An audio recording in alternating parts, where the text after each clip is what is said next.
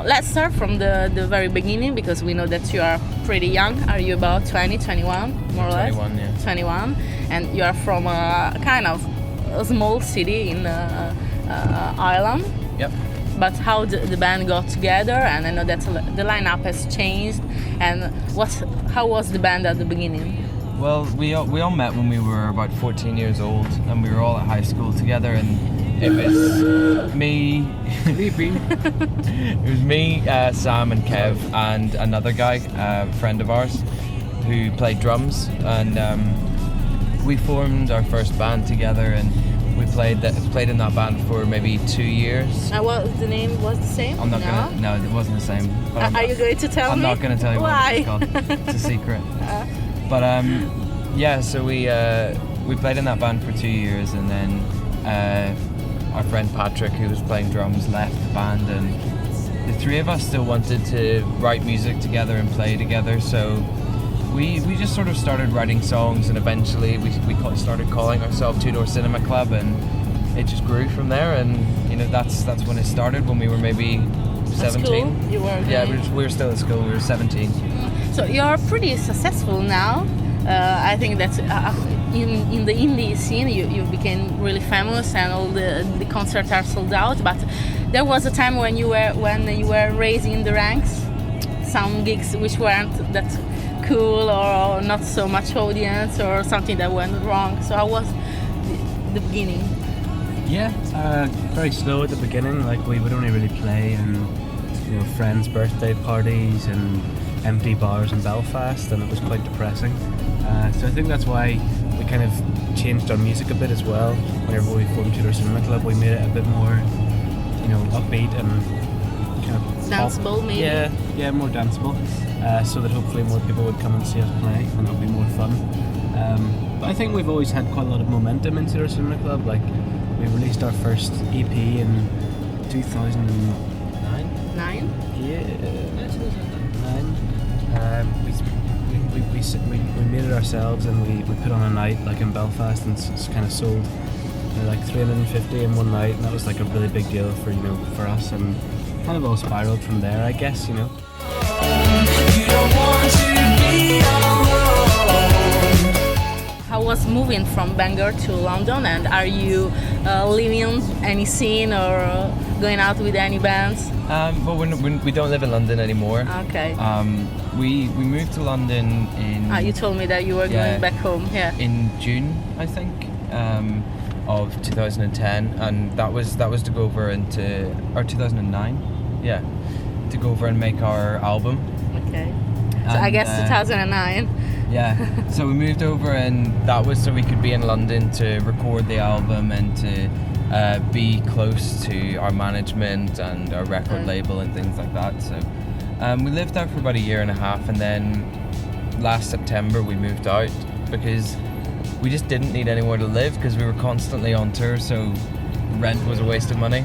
Okay. So we toured without living anywhere. We're just living out of a suitcase for about 6 months, and then about 2 months ago we moved into a house together to make the next album, and that's in Glasgow in Scotland. Oh, okay. So we're we just we wanted to do, whereas for the first album we were surrounded by everyone and it was all very full on.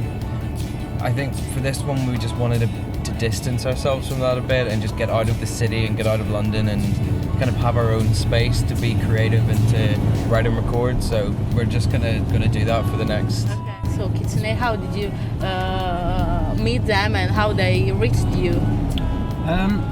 First met them in London. Obviously they're based in Paris, but Gilda, he came over and had lunch with us in London. I think he was introduced to us by his friend who runs a promotion company or something there. He came over and met us, and we just really got on. We all had the same kind of vision for what the band wanted to kind of do. Like he didn't want to just spend loads of money on advertising and a big hard release of the album, which then would not go anywhere. So about in the middle of year 2000, you were about starting making music, and the so-called new wave were spreading out, which is more or less similar to your music. I'm talking about let's say Block Party and Franz Ferdinand, all that stuff. So which music were you listening at the time, and which music have impressed you most when you started making music and all that wave was coming out?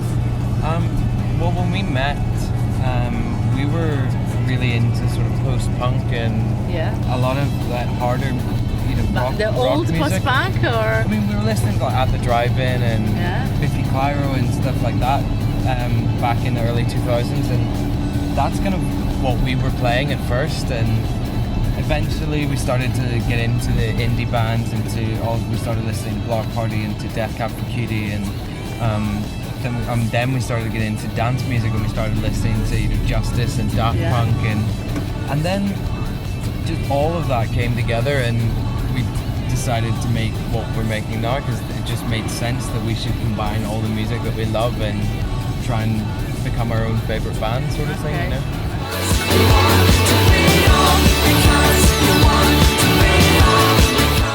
You know that British music press can make your career very wonderful, or make you, let's say, die. So, which is the most pleasant and the most unpleasant thing which has been written about you by the press, the English press? I don't know. I think one of the worst things, well, not the worst things, but one of the most disheartening things that happened to us at the start is that magazines they didn't want to write about us at all. Really? Yeah, they wouldn't write about us. Magazines wouldn't write about us. Radio stations wouldn't play us, and so we had to do it completely on our own, and eventually. And now you're so famous. Eventually the magazine saw how much success that we were getting, and then they wanted to write about us. So that was kind of the nicest thing, that first of all, no one wanted anything to do with us, and then all of a sudden they saw what was happening, and then they really wanted to. So that was, I think that was the nicest thing. Okay. What about Phoenix? You played with them in a tour, and you've got now the same producer, but how it's called, Fellet. So have they influenced you somehow? Do you like them? Do you feel any connection? Yeah, I mean, we became quite good friends with them. We toured with them in Europe, and we toured with them in America, and they did influence us a lot, because they're a band that has been together for 15 years, and they mostly influenced us in the fact that they still get on really well together. They're still really good friends. They still make great music, and that's what we want to be in 10, 15 years time. So. Okay.